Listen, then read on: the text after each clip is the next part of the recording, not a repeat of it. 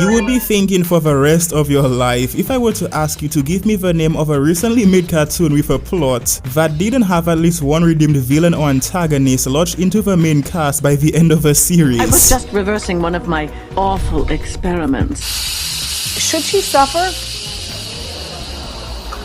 All right, clap if you think she should suffer.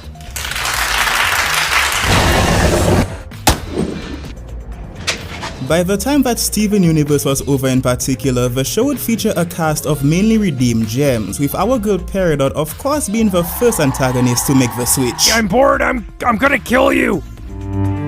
And while this would get confirmed to be Rebecca Sugar's plan for the show from the very beginning, because of the fact that Steven Universe was depressingly forced to rush its ending by Cartoon Network, this also meant that we were just kinda left with a bunch of hastily stitched together redemption arcs for a group of characters who were clearly built up to be the most important antagonists and villains on the entire show. This is all very nice, but it doesn't solve the mystery. I'm curious, do you personally believe that it's possible for any antagonist and villain to have a well-written redemption arc crafted for them, no matter how far that they've gone past the point of no return? Cause I sure don't.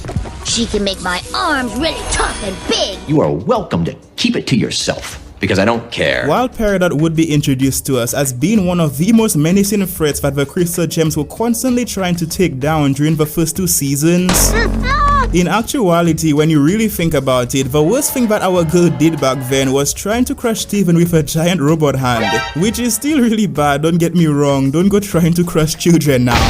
But it's nowhere near as ruthless or downright disturbing as the acts that were committed by most of the other homeworld gems. No such thing as a good war, kiddo. Gems were destroyed. People too. First things first, we need to talk about Jasper. You have failed. Jasper, a gem who we'd later learn was an example of a perfect quartz soldier, fought in the gem war against Rose Quartz, and as such was almost introduced as being her rival in a sense. A rival that would naturally turn all of her unresolved anger towards our boy Steven the moment that she realizes that he was carrying Rose Quartz's gemstone. Rose, why do you look like that? Why are you so weak? Because I don't care. After finally unfusing from Lapis Lazuli during the season 3 premiere titled Super Watermelon Island, Jasper would low-key become the villain of the week for the Crystal Gems until a horrifying corruption and eventual poofing in the presence of the gem who she was led to believe was solely responsible for the shattering of her beloved diamond. Get ready for next time, Rose. I don't want peace. I want problems, always! And as far as villains of the week go, Jasper honestly wasn't half bad. That is, if you ignore the fact that Jasper spent half of her time on the show being trapped within this giant monstrosity along with Lapis Lazuli. Let's stay on this miserable planet together! I'm not exaggerating, by the way. After making her debut at the end of season 1, Jasper literally spends the entirety of season 2 at the bottom of the ocean fighting against Lapis for control over their fused states, and would get corrupted and poof shortly after their separation, only 2 episodes before the season 3 finale. Let's be Malachite again. Why would you want that? Because I don't care. You did the same joke about 3 times already. I don't think it's funny anymore. Malachite was, for all intents and purposes, the embodiment of an unhealthy relationship. To be more specific, the fusion was very explicitly written to be the embodiment of an abusive relationship. That's not it. I miss her. You what? Now, the fandom has been debating for years, over a decade even. Yes, I'm old. Whether or not Jasper was actually supposed to be viewed as being the abusive party. Come here, brat! Aw, don't fly off so soon. Whether it was supposed to be Lapis all along. But she's terrible. I'm terrible. Or whether they were both abusive to one another, as in, Malachite could have been the representation of a mutually abusive relationship. I was terrible to you. I liked taking everything out on you. I needed to. I hated you. You're all sick. Sick in the head. Despite the fact that every single legitimate online source, including the National Domestic Violence Hotline, warns the public that mutual abuse in itself doesn't exist. I'll shatter you!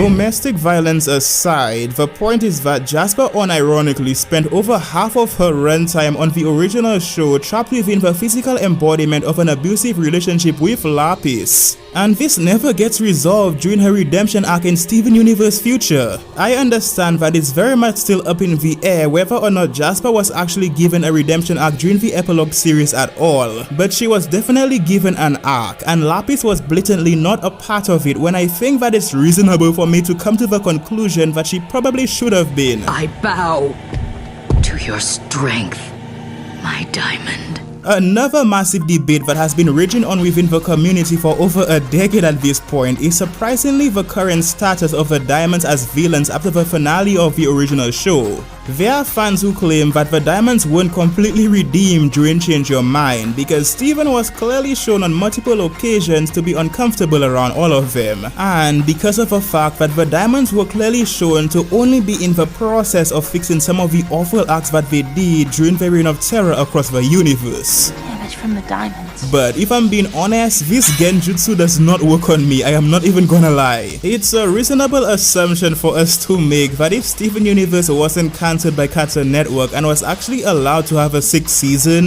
that Rebecca Sugar and the Crewniverse were planning on fully redeeming the Diamonds just like they did with Peridot, Lapis, Bismuth and Jasper, which is only natural for a show that set out to teach us about the importance of acceptance, compromise and forgiveness. Thought maybe you finally understood why. Again, if I'm being honest, you know, call me. But I just don't think that it's possible to write believable redemption arcs for a trio of mass-shattering space rocks even if the writers had 10, no 20 additional seasons to pull it off. Let us help you! We're your family. We don't know everything yet.